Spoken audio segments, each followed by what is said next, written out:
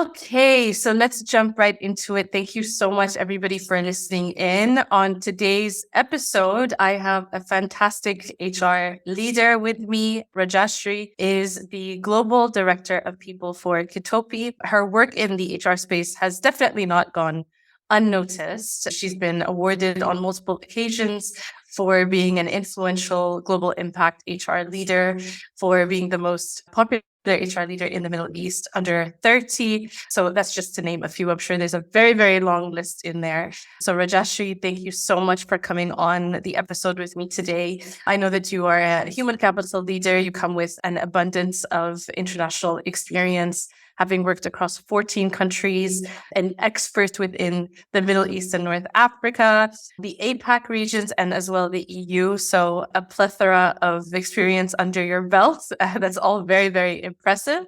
I believe you've probably come across, I think you said it was 76 plus nationalities throughout your journey. And I could go on and on and on. I'm not going to. I'm going to stop there. But what a fantastic introduction to a fantastic individual.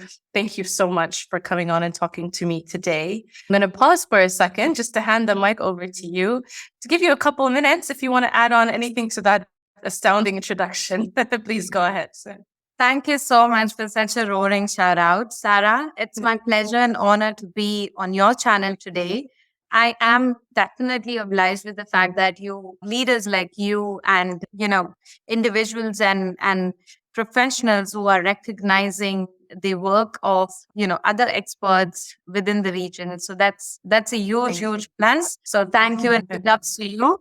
Keep this rolling. So Sarah, really, thank you so much once again to having me here. You've given it all with regards to my introduction. It's just, I'll keep it small, short and sweet. My journey has just been from a pilot to an HR, and it's been over 2 decades that I've been working in this field in particular. And I do believe that there's a purpose for this platform of being a human resources professional globally, which is to be the voice of voiceless.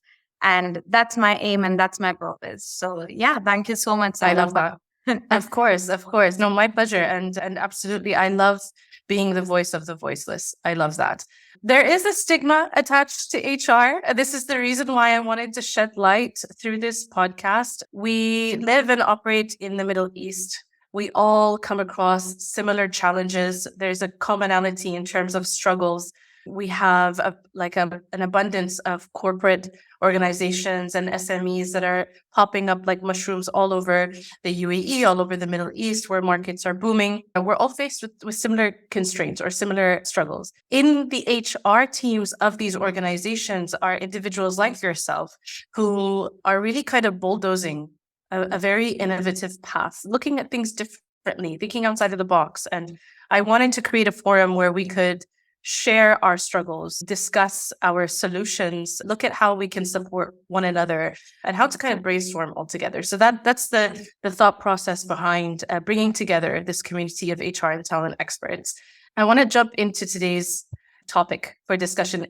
It's a very interesting, very crucial, very key topic that all HR leaders are currently discussing, and that is nationalization regulations. We're going to focus specifically on Emiratisation, so the nationalization regulation that's present in the UAE. Rajashree has done a lot of work in this space. You have been a thought leader in this space. You've been part of forums in this to discuss this topic, and you've really collaborated with experts across a variety of organizations. So I want to hand it over to you. Maybe we can start off with just a brief introduction. If you could give our listeners a quick summary. What is nationalization? What is Emiratisation? And then we can jump into how we are looking at it. What are we doing about it? And how are we going to drive success in this space? Absolutely. Sarah, as you rightly pointed, nationalization is something which is spiraling amongst most and all of the HR leaders in the industries across multiple sectors. And I would just like to say in brief what nationalization is. It's all about hiring Emirati talent within your organization based on the statutory norms and regulations that have been announced by the government, with some changes that were recently announced by Ministry of Human Resources and Emiratisation. This I call it as, and it's been published as a change in the cabinet resolution, where the whole of private sector and establishments are subject to Emiratization targets, where you need to hire, recruit Emirati talent into establishments where you have individuals in your trade licenses ranging from 20 to 49 employees all over. Now, Mhm. when I see this, when your trade licenses are having about 20 to 49 employees, you are required, or establishments are required, to at least hire one Emirati in 2024 and another in 2025. That's the recent announcement from Mohare. Now, these decisions have been taken and targeted towards certain economic activities within UAE, which requires all the establishments to comply with, be it startups, be it SMEs. Initially, the previous regulation that was published was more towards any establishment which is about 50 headcount or staff on one of the trade licenses. You had to comply with 2% of Emirati talent to be recruited. But now they have progressed and they've increased the targets to be achieved by establishments. So that's in brief what is the current approach on Emiratization and what it really means. So yeah. So thank you for that overview. As I said before, it's definitely a discussion topic that many HR leaders are currently having. We look at professionals across from the various subdivisions of HR, whether it's someone who looks at essentially employee retention, someone that looks like onboarding, someone that works within talent acquisition. And how do we attract these individuals? How do we bring them on board? How do we retain them? How do we develop them? And I think this is what the Ministry of Human Resources and Emiratisation wants us to focus on. It's not just hiring individuals and having them meet a quota. And I want to make that very, very clear. There's an abundance of nationals who are skilled, who are educated, who want to work, and who want to be part of these environments, whether that's the smaller sort of organization, whatever it might be within a private sector, even corporation. So how are we providing these opportunities for them, right? And how are we being vocal about providing these opportunities? And I think that's what everyone is trying to figure out or is trying to master, trying to find a niche. Let's put it that way, How can I attract a national versus another organization? What makes me special? What am I offering that other organizations are not in terms of their development, exposure, and so on? So it's great to see that you've done some work in this space. Obviously, being a global director of people, it's obviously something that is at top of mind for you, not just from a regulation standpoint, but essentially, again, from a long-term perspective, right, as a strategy. That being said, I think we're also trying to balance, and I just want to put out a disclaimer. Everyone is focusing on this. However, nobody wants to do anything. How can I put this? They don't want to implement or create any strategies that would then allow for any biases in order to continue to meet this regulation, right? So I was speaking with an organization recently that was talking about possibly carving out a separate onboarding plan just for UAE nationals. And I just thought, well, why would their onboarding plan be different? How is it different from other people? And, so I think there's like a delicate balance of how this is going to work. Let's talk about Kitopi in particular, obviously, because this is a regulation that started to pop its head up probably in 2019. Okay, and this is when there were trickling of information about a possible nationalization regulation. And I remember it came out of kind of thin air. And when it did, there was all of a sudden a restriction in terms of visas that we were able to offer employees that we were trying to onboard. So expats that we were trying to hire, it caused a little bit of a roadblock, and everyone was like, okay, hold on, where did this come from? So it started in 2019 and obviously has evolved and progressed since then. And here we are in 2023 with much more kind of clear defined specifics around this regulation. Can you walk me through Kitopi's journey and the evolution of their Emiratization approach from 2019 till date? Absolutely, Sarah. You rightly articulated this. Yes, from the time that it started in 2019, it was a very, very similar resonation and sentiments that we also shared, right? But I had the experience on Emiratization coming from a semi-government organization in my past stints, which is with Dubai Holdings for pre-opening project for Dubai Parks and Resorts. And not just that, because I oversee almost 7 markets, 7 countries, which includes Saudi, which includes Kuwait, which includes Qatar, which includes Bahrain. Nationalization in general in most of these GCC So it's more around how do we sort of be different or come across as an organization which is empowering trust within the community, within the society we live in, which is especially in UAE, where we call ourselves, this is our home, this is our headquarters. And Kitopi is a tech-powered F&B organization, and it's renowned as unicorn. At one point in time, we were a startup. Now we have massively grown. Our current size is about 5,000 people plus, and this just goes on and on. Now, with this kind of blend that we currently have, and we speak about tech plus a blend of F&B, it's a unique combination, right? Within any sector that you would come across, but this is in particular, what do we do differently? Number one strategy or number one is a purpose. That purpose is trust, building trust. Right. That trust within the society to spread and share and say that we are an organization, we are welcoming Emirati talent, which is, as you rightly pointed, not just to meet the regulatory norms or compliances and so on and so forth. Yes, it's always there in the back of our strategy, right? So we have to ensure that's my bare minimum, no matter what. I need to ensure that I have the right talent positioned in a way that doesn't penalizes the organization. I cannot ignore that fact. But Right. Having said that, what's my strategy to ensure that we are able to attract Emirati talent from their own perceptions of what hospitality industry is about, right? They're used to joining government firms, banking industry, and big fours. This is where, majority Emirati nationals are more attracted towards versus startups, company organizations which are into hospitality, retail sector, and so on and so forth. It's all about perception. What we've done differently is we embarked on our 4 pillars where we look at how can you benefit by joining our organization. That's our talent attraction and retention strategy. We look at providing invaluable work experience. When I say invaluable work experience, we've not only embarked in attracting successfully UAE nationals into our organization by, leveraging our platforms, which are through government portals, universities, and so on and so forth. But we've gone a step ahead to say that we upskill your future. We are here to provide you flexible working. We are here, like if you come around our offices and see, it's a state of the art office space that we have, which any Emirati national, or even for that matter, any expat would also enjoy working here. It's the trust to begin with that we share amongst our own community to believe and say that we take pride in hiring, retaining, growing our Emirati talent, and they're as equally treated as all our expatriate nationals. Now, when I say expatriates, we have about, like I said, we're operating in 7 countries. And when we say 7 countries, I do really have more than 40 plus nationalities within Kitopi, operating within Kitopi.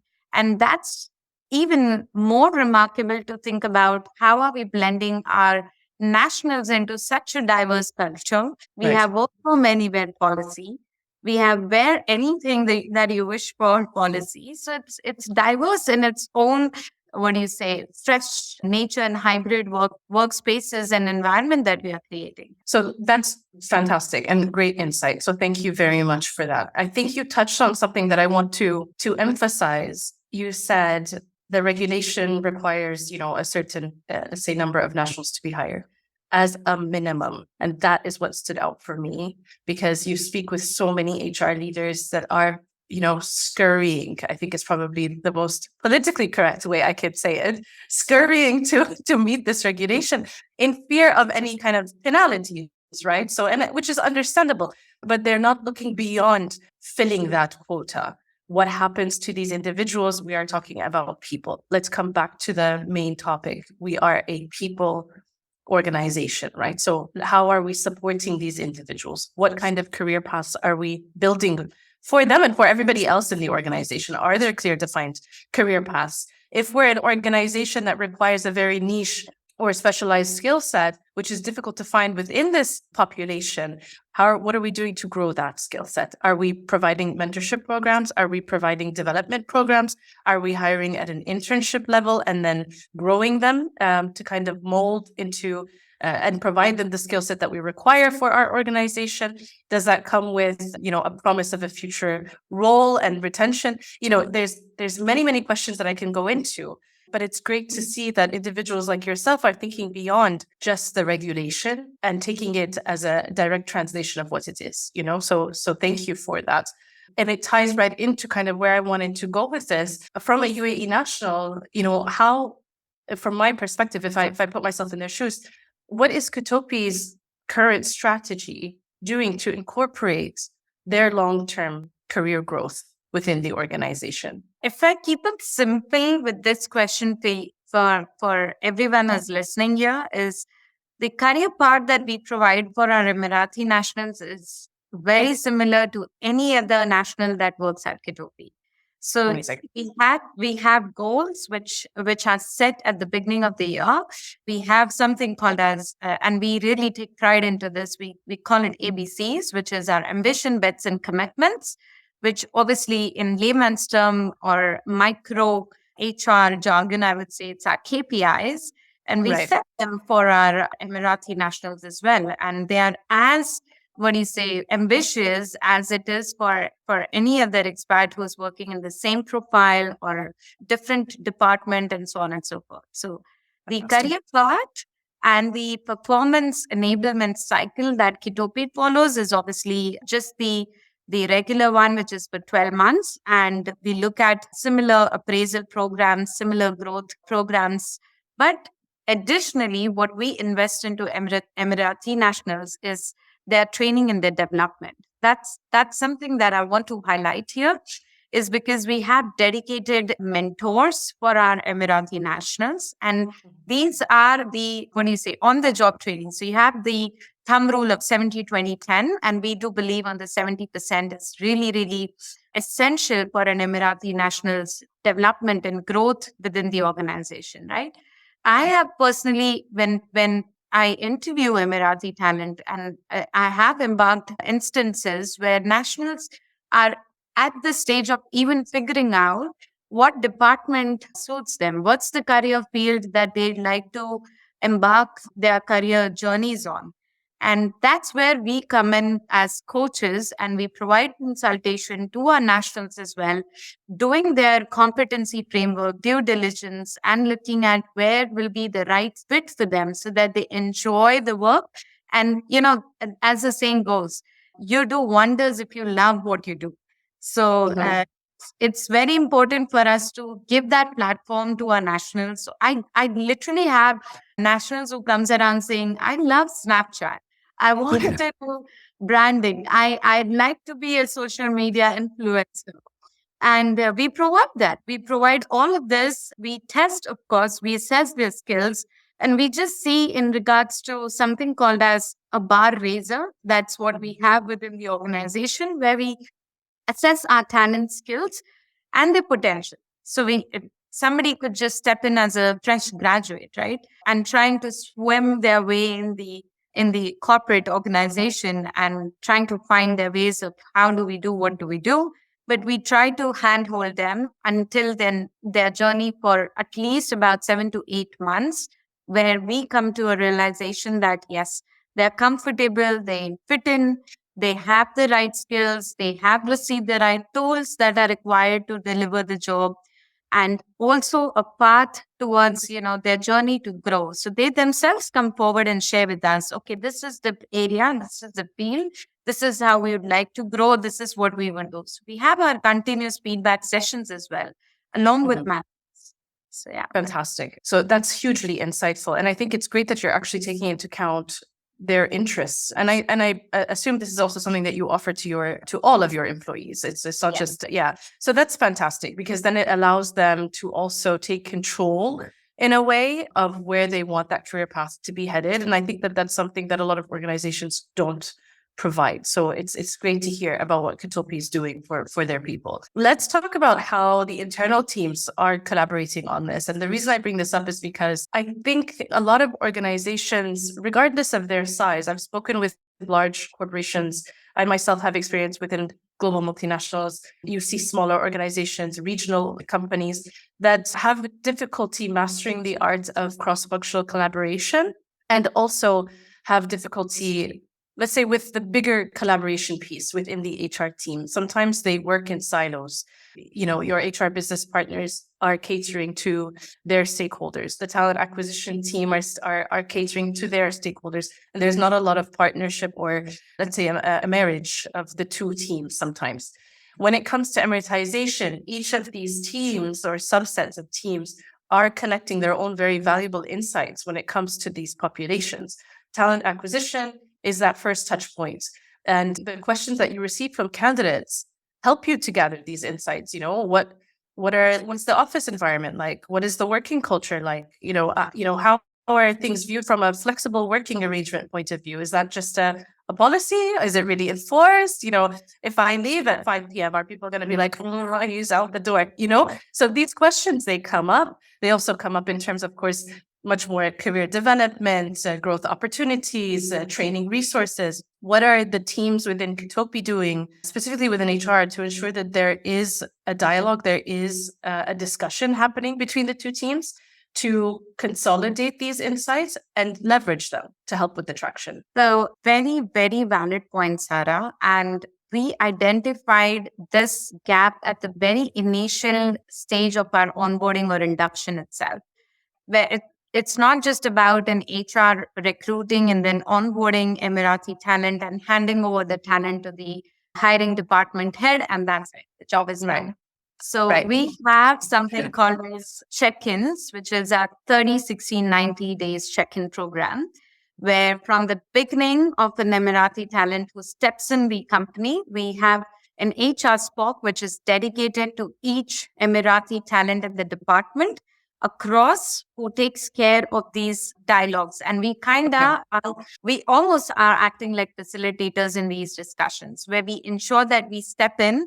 It's like, you have a Zoom meeting and that's being held in different rooms, and the one facilitator steps in each of the rooms to see how are things moving forward. And I also want to share that it's not an easy journey, by the way, Sarah. It's not that it's all rosy glory and it's all easy how we are discussing it right now, because it's more on awareness for our hiring departments or the business leaders. It's more on awareness, on adaptation, even to, sort of give them the knowledge that Emirati talent is also a talent. Like, you don't have to see them that it's an Emirati that I need to deal with. It's a talent. You have a human being right there. You have a member in your team whom you need to take care of, just as anybody else within your teams. And that awareness and education and coaching is continuous and ongoing from our side. Because we know for sure that it's Emiratisation in reality is logistically is not a challenge. Yes. You go out, you hire, you groom, you give them the platform, you develop, you retain, and they're happy. But it's more on the perception of the people who are driving this. So it's not just human resources driving Emiratisation. It's our entire organization. I can 100% say that our CEO, he is extremely passionate about this topic. And he himself is one of our driving forces, alongside with our other, C-suite leaders, who sort of embarks that this is how we got to deliver. And it's more on awareness that we spread and education. So, yeah. So you make a very, very valid point. And actually, it's something that we didn't discuss previously, but I wanna throw in there, if you don't mind. From my perception, okay, if I put on my talent acquisition hat, because that is my background, okay? One thing that I always look for in candidates when I'm speaking with them, regardless of what the role is the ability to self-reflect, because I think that that's key in learning. If you're not able to look within, see what you're doing wrong, learn from your mistakes, become better, there's a gap there. Okay. That self-reflection is something that I expect of organizations as well, from a broader, if I can put it that way. Sometimes we fall within this, like these rose-colored glasses. You join an organization, there's so much passion behind their brand. There's so much passion behind their values. This is something that's driven by organizational leaders, by HR teams, by employees themselves, specifically those that are tenured. Okay. They really believe this. And sometimes when someone new comes into an organization, they kind of expect you to just fall within this, like just comply with the fact that we are amazing. And they're not able anymore to separate themselves, okay, from what is actually working, what's not working. So have you seen that with Kitopi? I mean, I know that sometimes when regulations like this come about, it forces you to put yourself in that position. Was there ever a time where Kitopi had to pause and just say, okay, we're doing X, it's not working. How are we going to change it or tweak it? Yes, there was a time when we did self-reflect and we did pause. And this was more towards, not towards, again, like I said, meeting the bare minimum regulatory norms. But this pause was more towards what more can we do to add value towards the program for Emiratisation, and how can we be the best place to work for within the region when it comes to Emiratisation, and not just Emiratisation. Like I said, it's for everyone across the globe who seeks employment and seeks interest in Kitopi. So yes, we did pause and reflect onto our own strategies as, okay, now we've reached here. Today we are, yes, 100% compliant, and we take pride in that. But is that it? Is this That's all that? Yeah, is that the question? Yeah. Yeah. So this is where we started recognizing our talent and rewarding our talent who are performing extraordinary within the organization, amongst the Emirati nationals as well. So we do have appreciation channels which are within the organization. These are internal channels.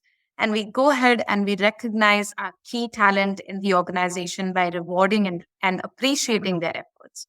And that's an ongoing, practice for us. And it's, it's like, you are a superstar, you deserve it, well done, there you go. Yeah. And there's also vice versa, right? So there are instances when we as well go through challenges where there's no show from an Emirati talent. And it's not about, any sort of nagging or nudging or complaints from the hiring department, but again, an open dialogue. What happened is the first question that we ask. And we give that platform to our people to sort of collaborate and understand, okay, we are all human. Things may happen, and this is how we go forward and we deal with it. So yeah. That's okay, fantastic. That I think is the right approach. I mean, with this and with anything else, I think that you're implementing when it comes to people. People are people. They're unpredictable. They change, they evolve, and you have to implement, very large strategy to try and meet some of the objectives that you have. And sometimes you have to implement small things like recognition, that small little ways to recognize, or to spread recognition or appreciation between your employees. How do you up your employee value proposition? And how do you make sure that everyone feels valued in the organization? We expect employees to give 150%. How much are we giving to them as an organization to retain that talent? So I think it sounds like the thought process behind a lot of things that Kitopi is doing is creating this really collaborative, evolving, good place to work. I think, for lack of, to simplify it, is just a place that houses individuals, and you're expecting that commitment from them. And I think you're gonna be able to see that will come into fruition with what you're offering. So it's great to see that. I know you've had the opportunity to speak in various forums about this topic in particular. What would you say is actually, let me take a step back. How would you say that you personally keep your finger on the pulse of what's happening with this topic? So quite frankly, Sarah, for me, my network is my net worth. So and I take pride in having to build these connections for over a decade now within the region. And like you mentioned in the initial conversation and when we begin, it's all about supporting, be it any industry, any level, any organization you work at. I'm always ahead of the curve, only and only because of my connections and networks. So anything that comes around, that's alarming, that's to be alerted, I'm aware, have the right connections, even within the ministry, so that, and they help. So these are relationships. That's how I sort of stay ahead of. So yeah. Fantastic. No, and you make a good point about individuals within the ministry. I myself have contacts within them, and they, as you said, they help. They want to help. They're there to support organizations. They're not there to enforce a regulation. They're there to really support. And they're building channels to be able to provide exposure to this population. They're helping send individual CVs. They're, gathering requirements from various organizations. They're running recruitment days. I mean, there's really like a number of things that they're doing to support. So it's fantastic to see that when we have a partnership with the ministry, it truly is a partnership with the ministry. And it's a great resource, obviously, to have. So it's good to see that you're tapping into that network and your broader one as well. You're right. I think specifically within HR leaders, it's important to have that community and to stay active within that community. So I completely hear you on that one. Okay, talk to me about what you would say are probably your top 3 tips to make sure that a company is able to show their impact in the UAE. Sarah, well, again, for me, right now, HR transformation is more urgent than ever, as talent has becoming and is becoming an ever greater driver of competitive advantage. And it's critical for success in UAE or in any part of the world. With new cost pressures, hybrid work models, and ever evolving employee expectations, one needs to ensure that your talent transformation, your HR transformation journey is well mapped, be it from the beginning of the year that you start planning your strategy and at least have a roadmap for the next 3 years for the organization, aligning the goals and the objectives of vision, mission, and purpose of the company, and then embark onto your strategy. So first tip that I'd like to give is build a HR strategy, an HR function, and adapt it as the business and operating environment changes, and stay ahead of the curve. Like I said, it was only when COVID hit, 2020 was the time when entire, industry or sectors realized and recognized the value of human resources leaders. When businesses shut down, the owners or the CEOs or the founders or the leaders or the business leaders didn't really know what to do. And they all looked at, where's my HR leader? What am I supposed to do with the people? So, it's an ongoing journey. Even when in my previous organizations, it was more towards sustainability. It was more towards resilience, building resilience within your thought leadership, influencing decisions through people, data, and analytics, showing a big picture and full picture of pros, cons, recommendations, and allowing the business leaders to take the right decisions. I think it's essential that we as HR leaders drive the owners or the CEOs or the business leaders by giving them the right picture on the people side. And I don't know, for many reasons, I've seen that this is one area where human resources leaders, and in my view, it's just my view, should stay ahead of the curve and look at transformation and continuous evolution. It is an evolution. Yeah. Your millennials and so on and so forth. The gaps that you have within each generation and your own population, employee population within the organization, you need to understand the pyramid, you need to understand the curve, and then design your HR strategies accordingly. So yeah. I resonate with so much that you said. I think that when COVID hit, it very aggressively forced organizations to look within and understand what they were going to do. Everyone scrambled to figure it out. I think prior to COVID also, in some ways still now, there, or again, this is just my opinion, a lot of organizations, HR organizations in particular, were not leveraging the use of data or metrics to help drive that narrative with the business. And as you rightly said, it's very important to have conversations and to run it, to produce and nurture, let's say, a dialogue about people in your organization. You're never going to be able to turn the page and really drive things forward without leveraging data, right? And metrics to look at that. When we look at Emiratisation, obviously, you can look at metrics from your TA perspective in terms of how your funnel health is doing. And when it comes to HR, you're looking at how many you have onboarded who are within your employee population. You look at retention, you look at attrition to understand what's going on. So there are metrics that people can leverage. I think it's important that we also recognize that in a I don't know if we're post-COVID, but in a post-COVID world, there's a difference in behavior of candidates as well. The market is saturated with very strong talent, okay? Particularly in the UAE. I'm speaking from the UAE because we're focused on Emiratisation. Of course, there is strong talent in other markets, but it is saturated. And with a lot of organizations recently undergoing massive restructures and so on post-COVID, where a lot of organizations reduced headcount sizes, again, that flooded the market with strong talent. They are in more of a position of power to carve out their expectations of what they need from an organization in terms of flexible working arrangements, in terms of, the value add and the impact they can make. How quickly can they make an impact? How quickly can they see that impact? I think it's like a hungry population. It's different from what we used to see.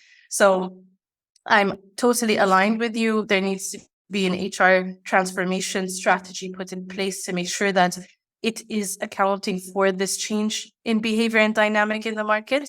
And it's a strategy that, although is long-term, as you said, I think 3 years or 5 years, it's something that remains agile, because what we're seeing now, this shift. Yeah, I mean, I can only predict we're going to see further shifts and changes in this space, So I completely hear you, and I am totally aligned. So thank you for that tip. Thank you, Sarah. I must recognize the fact that the right word is agility. So, well, 100%. And again, the impetus for change, while you know that, and this is from the PwC stats that were released, that the UAE economy has heavily relied on expatriates, and that figure represents about 89% of the total population. And only 4% account for Emiratis within the private sector today. Right. Now, with these kind of stats, I think it's essential for all the HR leaders. We are only speaking about the point that you made, saturated talent that we are dealing with. It's essential to have your strategy rightly placed and positioned. And it's not about having knowledge, Sarah. I think a lot that I come across and this is across my 2 decades of experience. Every other business leader has an opinion about HR. Right. And they all have it. They all have it in their own shapes and form. You may have the knowledge, but it's essential that one also recognizes that you need an HR leader who can transform this knowledge and execute 100%. This knowledge very correctly. And that's where your business impact is. That's where your real value add is. So, yeah, I mean, this is all that I had to say. So, yeah. It's true. Okay. First of all, let me wrap up by saying thank you once again. I really appreciate your time. I appreciate you providing our listeners with insight for them to understand what Kitopi is doing, what you personally are doing to help drive this forward. And I appreciate, and I'm sure other people who are listening in also appreciate, the commitment that you have in making sure that you're building out a supportive work environment for these employees and for every other employee that you have. I think that support is something that is lacking in a lot of organizations. So it's fantastic to see that your people org is led by somebody like you who believes in it. So thank you once again. I appreciate it. And I'm sure this is not the last time that I'm going to have you on the podcast. I'm probably going to be knocking on your door quite a few times for us to discuss further things. So thank you so much. I appreciate it. For those of you who are listening in, you know what to do. Please like, subscribe, provide us your feedback. We'd love to hear back from you. If you have any questions for Rajashree or myself, feel free to please ping over a question or two and we'll definitely get back to you. Thank you again so much, Rajashree. Take care. Thank you. Thanks, Sarah. Thank you. All right.